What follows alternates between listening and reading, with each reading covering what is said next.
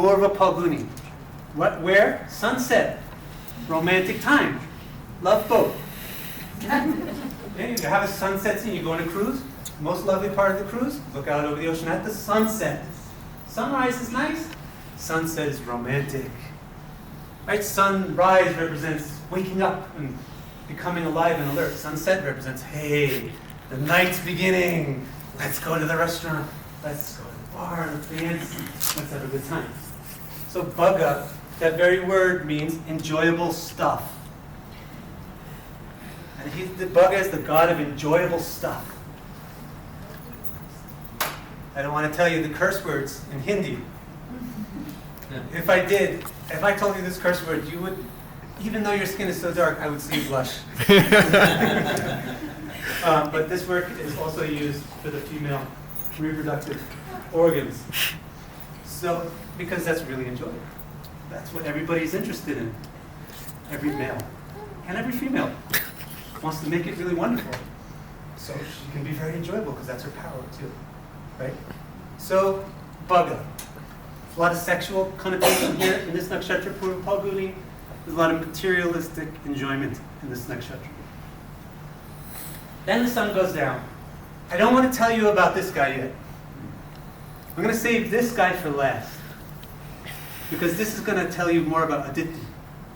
Let's go all the way over here. The next one is Mitra. Mitra is right before the sunrise. Mitra, what does the name actually mean? The uniter. Tra means the instrument, and mi means to come together. Mituna. No, I'm always talking about sex. Mituna also means this, right? Coming together, sex. So mi means to come together. Mitra means the stuff that brings people together. What's that? What brings people together? Friendship. Friendship, love, food, money. No, friendship, love. Friendship, love really brings people together, keeps them together. Right? Money is only glue. That glue only lasts for a while and it cracks. Or something else, power. You'll make me powerful if I stay with you. That will crack. But love, boom, you get united forever. So Mitra is the god of love. Friendship brings people together. Why is he over here?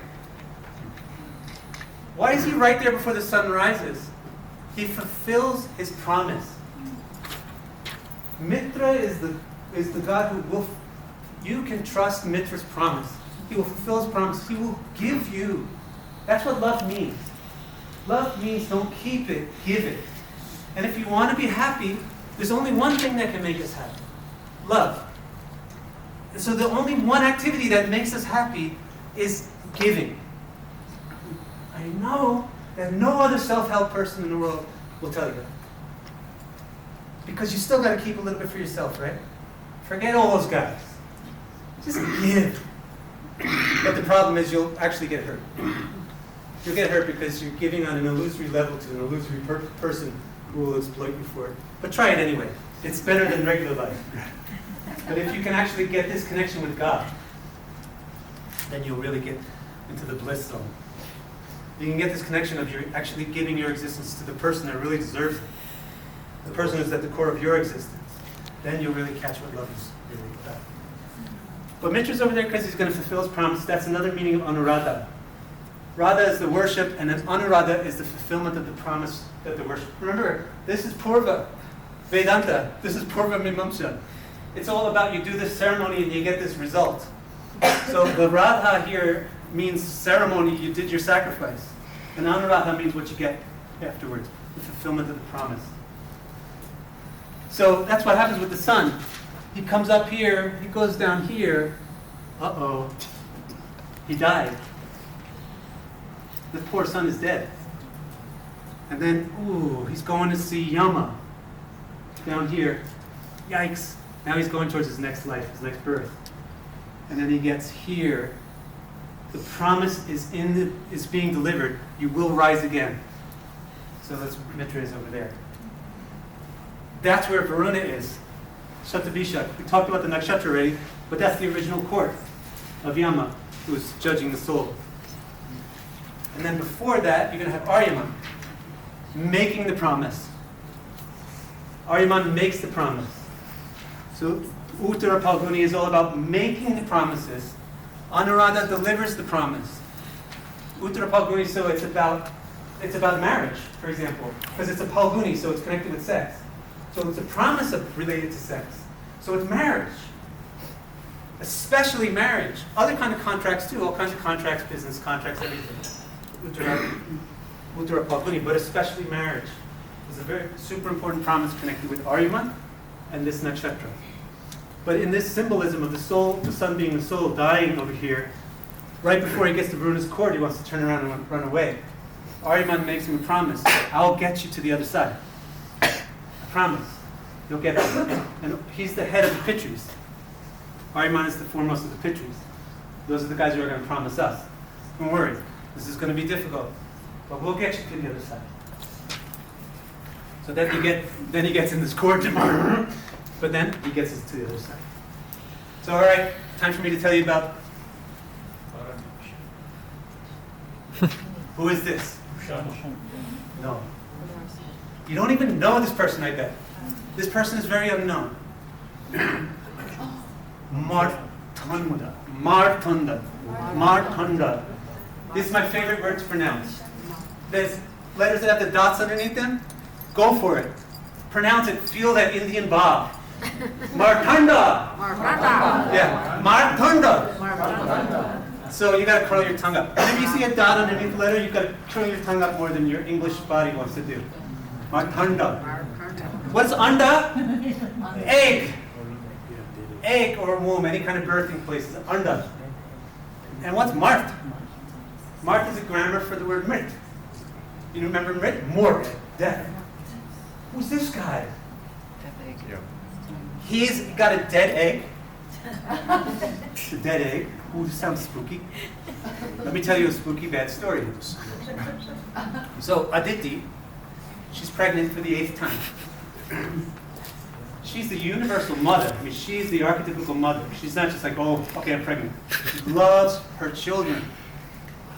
Chandra, some stories say Buddha, Mercury, come to the door. Somebody comes to the door. One of the gods comes to the door. I can't really believe it's Chandra, because I think Chandra would understand. But somebody comes to the door, one of the gods comes to the door, looking for a meal or looking for some friendship. You know, you come over to somebody's house. Knocks on the door, but she's in pain. The pregnancy is late in its term. And she's in a lot of pain, and she's getting pain at that very moment. So she can't really get up and get to the door. But she's the only one at home. She lives with Kashyapa, so they live in not like a palace, they live in like a hut. They're sages. So she's the only one there, and she's aching, and she can't answer the door right away. So whoever this god is at the door starts to get impatient. Hey man, where's your hospitality? Hospitality is a real important part of Vedic culture. What's up here? Boom, boom, boom. Boom, boom. Opens the door, looks in, sees a pregnant woman. Sees Aditi's pregnant. Oh yeah, that's right. You know, you're so inhospitable to your guests because of this child. It'd be better if your child was dead. What a horrible thing to say, but that's why I don't want to believe that this was Chandra. Somebody said this. So boom, at that moment, the child was dead. The child died in her womb. She had a miscarriage in her womb. So she starts sobbing. And the god left. Some of these gods you just have to hate. And you don't care if you're going to hit a lightning bolt in the back of their neck. You just got to hate them for their activity. Anyways, so she starts sobbing and sobbing. Her husband comes home from his tapasya, from his sadhana, comes back in. He sees his wife's crying. What's the matter? What's wrong? What happened? Oh, this god came over and our baby is dead. What God? No God can curse us. We're sages. I reverse this curse. It was Kashyapa. I reverse this curse. The baby comes back to life. So you see, in these stories, you'll see that the sages are not subject to the god's whims. The sages are above the god's whims. So Kashyapa brought the child back to life. The child was born successfully. Became so dear to his mother. Because he's the youngest child, number one. Number two, she lost him and then got him back. That's what that word means. So the dad said, let's name him Mārtaṇḍa, the one who was born out of death. From death, he came back to life. That's what Mārtaṇḍa means. And then the mom said, I love this child too much. Do you notice one thing? There's no nakshatra here. That's in the Vedas. I have a quote here. The Vedas have one of these mysterious statements. Rig Veda says, Aditi has 8 sons, but she only took 7 to meet the gods.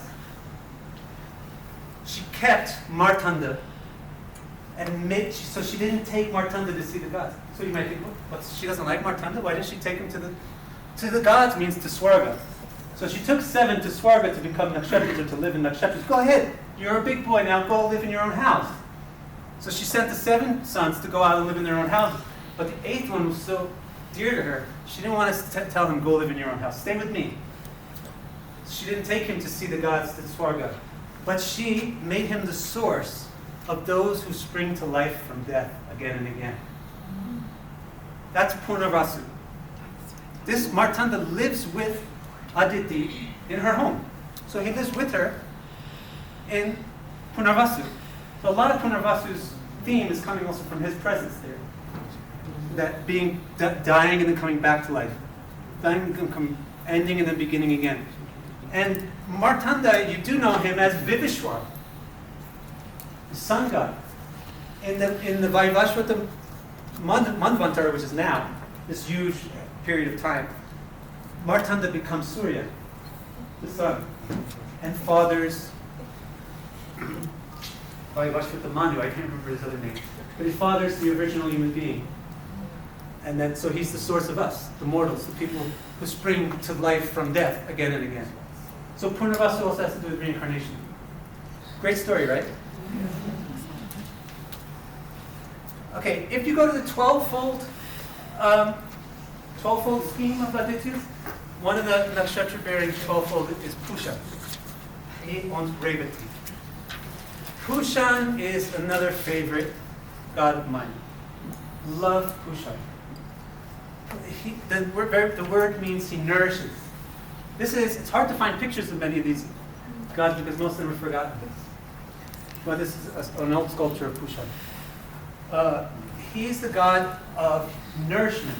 Puṣa, just like Puṣa. It's hard sometimes to remember that Puṣa nakshatra doesn't have Puṣan Deva. But it's Revatī nakshatra has Puṣan and Puṣa has Brihaspati. Anyway, Puṣan, it means to nourish. Push means to nourish. Push, push, push, nourish. So nourish, protect. Like a mom. This is a very mothering nakshatra also. Puṣan, nourish, protect, let it grow. So that's what Puṣan is all about. Letting things grow by nourishing them and protecting them. Revatī. Revatī also means Puṣan. It's the same meaning. The words will mean the same thing.